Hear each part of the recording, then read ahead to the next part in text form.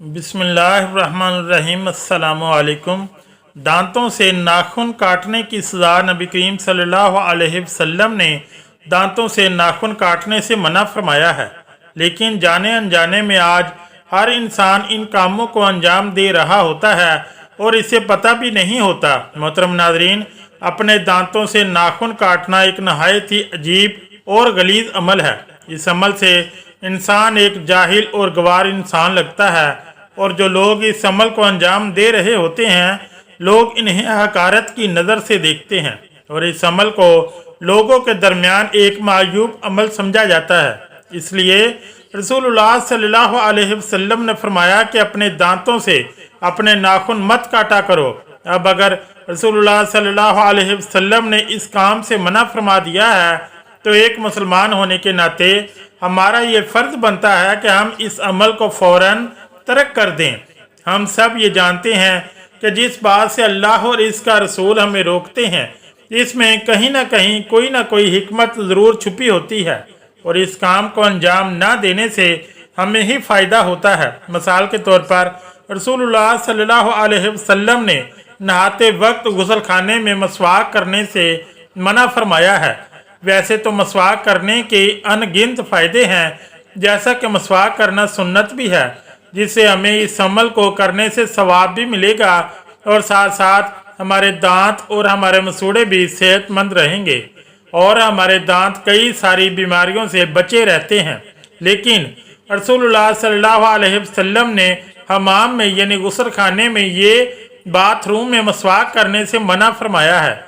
अब जबकि हम सबको इस बात का इल्म है कि अल्लाह और इसके रसूल के हर हुक्म में कोई ना कोई मसलहत हिकमत ज़रूर छुपी होती है, तो इस अमल से रोकने का भी मकसद यही होगा कि इंसान बीमारियों से बचा रहे और सेहतमंद रहे। क्योंकि नहाते वक्त गुस्ल खाने में जब आप मसवाक या बुर्श करते हैं तो इस वक्त जो बैक्टीरिया इस हवा में मौजूद होते हैं वो आपके मुंह में दाखिल हो जाते हैं, जिससे कई सारी बीमारियां जन्म ले सकती हैं जो कि आपकी सेहत और आपके दांतों को नुकसान पहुंचा सकती हैं। और अगर आपके घर में हमाम और बैतुल खुला एक ही है या एक साथ है बने हुए हैं, फिर तो आपको हरगिज़ अपने दांत वहां साफ नहीं करने चाहिए, क्योंकि इस हवा में और भी ज़्यादा बैक्टीरिया और बीमारियां होंगी, क्योंकि इस फिज़ा में पखाने के जरासीम भी मौजूद होंगे जो कि आपके दांतों और आपके जिस्म के आज़ा को नुकसान पहुंचा सकते हैं। इसलिए एक मुसलमान को चाहिए कि रसूलुल्लाह सल्लल्लाहु अलैहि वसल्लम का हर हुक्म माने और इन कामों को अंजाम ना दे जिनसे उन्होंने मना फरमाया है। मोहतरम नाज़रीन, इस्लाम में खंजीर का गोश्त हराम करार दिया गया है, लेकिन सोचने की बात तो ये है कि इसके हराम होने की वजह क्या है। तो मोहतरम नाज़रीन, इस्लाम और जितने अल्लाह ताला की तरफ से उतारी गई शरीयतें हैं, जैसा कि ईसाइयत, इन सब में खंजीर के गोश्त को हराम करार दिया गया है और इनकी सबसे बड़ी वजह यह है कि इसके गोश्त में सैचुरेटेड फैट्स और ट्रांस फैट्स ज़्यादा होते हैं जो कि सेहत के लिए बहुत ज़्यादा खतरे का बायस बनते हैं। यानी ये फैट इंसान की सेहत को ख़राब करते हैं और यही नहीं बल्कि खंजीर के गोश्त के इस्तेमाल से कई सारी बीमारियां जन्म लेती हैं, जिसमें मोटापा, शुगर और कैंसर की मुतअद्दिद इक़साम शामिल हैं। और बात सिर्फ यहाँ तक महदूद नहीं है बल्कि इससे और भी कई सारी बीमारियां जन्म लेती हैं।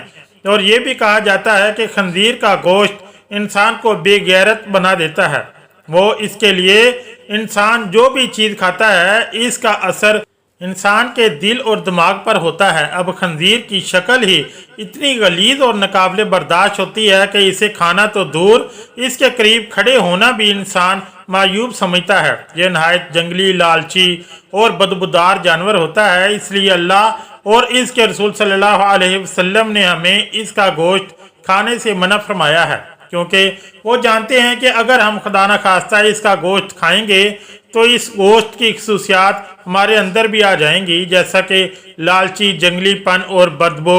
और इसी वजह से खंजीर को इस्लाम में हराम करार दिया गया है। इसलिए अल्लाह और इसके रसूल जिस काम से भी मना फरमाएं इसमें हमारा फ़ायदा होता है। अब अगर रसूलुल्लाह सल्लल्लाहु अलैहि वसल्लम ने हमें अपने नाखून दांतों से काटने से मना फरमाया है तो इसमें भी कोई ना कोई हिकमत ज़रूर होगी अगर हम इंटरनेट पर देखें तो हमें ऐसी बीमारियां देखने और पढ़ने को मिलती हैं जो हमारे दांतों से नाखून काटने की वजह से जन्म लेती हैं। मिसाल के तौर पर जब आप अपने हाथों की उंगलियों के नाखून अपने दांतों से काट रहे होते हैं तो इस वक्त बैक्टीरिया आपकी उंगलियों से आपके मुंह में मुंतकिल हो रहे होते हैं, जो कि पेट के दर्द का सबब बनते हैं और हमारे हाजमे के सिस्टम को मुतासिर करते हैं। इसके अलावा दांतों से नाखून काटने की वजह से कई सारे मुंह के मसाइल बशमूल जबड़े में दर्द और मसूड़े से खून आना भी शामिल है। मोहतरम नाज़रीन, एक और चीज़ जिससे रसूलुल्लाह सल्लल्लाहु अलैहि वसल्लम ने मना फरमाया है वो है मस्जिदों में थूकना। नाज़रीन कराम, बेशक मस्जिद इस्लाम में एक अलग ही मकाम रखती है और इससे अल्लाह ताला का घर तस्वर किया जाता है। इसलिए हर इंसान इसमें 5 वक्त नमाज अदा करता है, क्योंकि इससे ज़्यादा कोई और पाक जगह हो ही नहीं सकती। लेकिन फिर भी कई इंसान मस्जिदों में खड़े होकर थूक रहे होते हैं, जिससे रसूलुल्लाह सल्लल्लाहु अलैहि वसल्लम ने सख्ती से मना फरमाया है, क्योंकि मस्जिद इबादत की जगह है और अल्लाह का घर है। तो किसी भी मुसलमान को इस पाक जगह पर थूकना नहीं चाहिए, क्योंकि इससे इस पाक घर की बेअदबी होती है और जिससे रसूलुल्लाह सल्लल्लाहु अलैहि वसल्लम ने सख्ती से मना फरमाया है, क्योंकि मस्जिद इबादत की जगह है, अल्लाह का घर है। तो किसी भी मुसलमान को इस पाक जगह पर थूकना नहीं चाहिए, क्योंकि इससे इस पाक घर और मस्जिदों में थूकना, इन कामों को आप में से अक्सर लोग अंजाम देते हैं या फिर कहीं ना कहीं आपने ऐसा ज़रूर किया होगा। अगर कर लिया है तो आगे इस अमल को ना दोहराने की कोशिश करें, क्योंकि इन अमाल से यानी हमाम में मसवाक करने से, दांतों से नाखून काटने से आप कई सारी बीमारियों का शिकार हो सकते हैं।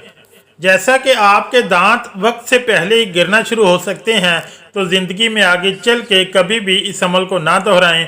और अक्सर लोग मस्जिदों में थूकते हैं, तो ऐसे लोगों को चाहिए कि ऐसा घटिया अमल कभी ना करें, क्योंकि मस्जिद एक पाक जगह है, नमाज पढ़ने की जगह है, कुरान पढ़ने की जगह है और वहाँ ऐसे बुरे काम जेब नहीं देते।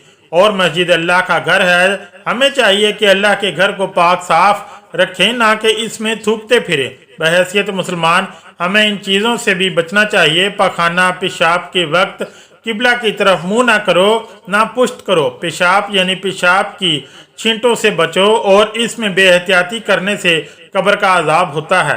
किसी सुराख में पेशाब मत करो, शायद इसमें कोई सांप बिच्छू वगैरह निकल आए। जहाँ गुस्ल करना हो वहाँ पेशाब मत किया करो। पेशाब पखाने के वक्त बातें मत किया करो।